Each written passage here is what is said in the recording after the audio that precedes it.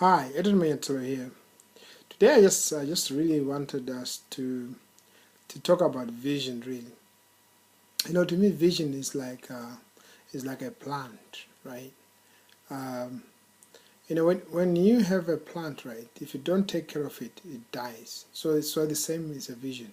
If you don't take care of it, it dies, right? I remember the kind of care that we used to give to our plants when I was farming in my early days, right? What we do is we literally go into the farm, right, and chase away the birds. Sometimes we would put a scarecrow, right, just to chase them away because we're taking care of the plants, otherwise they'll die, right? So the same care that a farmer gives to the plant is the same care you got to give to your vision, right? One of the things you got to realize that people will come, right, and try and discourage you from achieving what uh, was all given to you from the beginning of time by God, right? And they will talk all sorts of things. For example, if you're an internet marketer, right, they'll come to you and say, "Oh, this is a pyramid," or "Oh, this thing you will never go anywhere." "Oh, what can you sell?"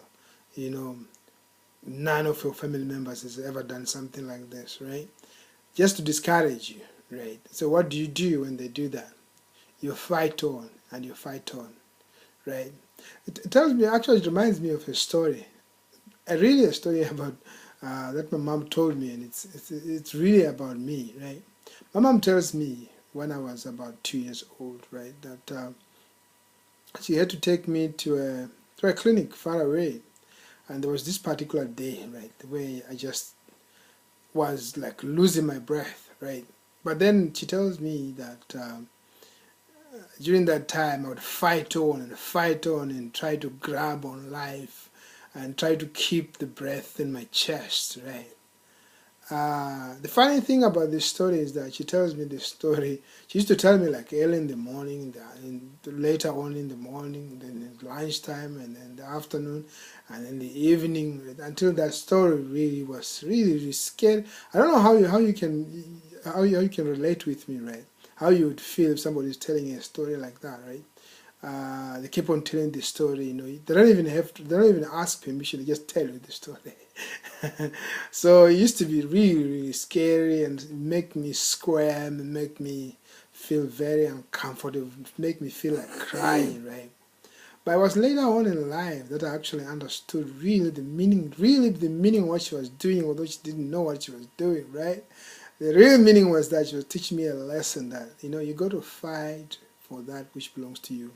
In the same way that, as a 2 year old, as I was struggling to fight for my breath, right?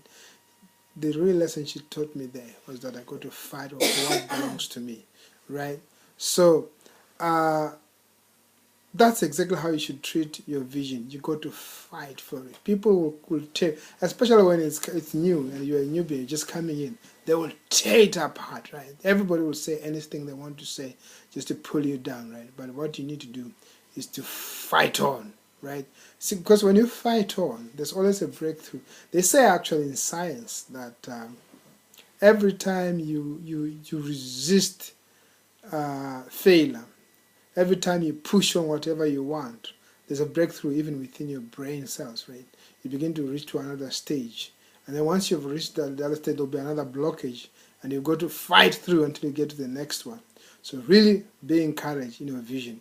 And if you want to know what I do and the kind of business I'm doing, click on that link below and just follow the instructions. And let's rock and roll. Thank you so much, and bye for now.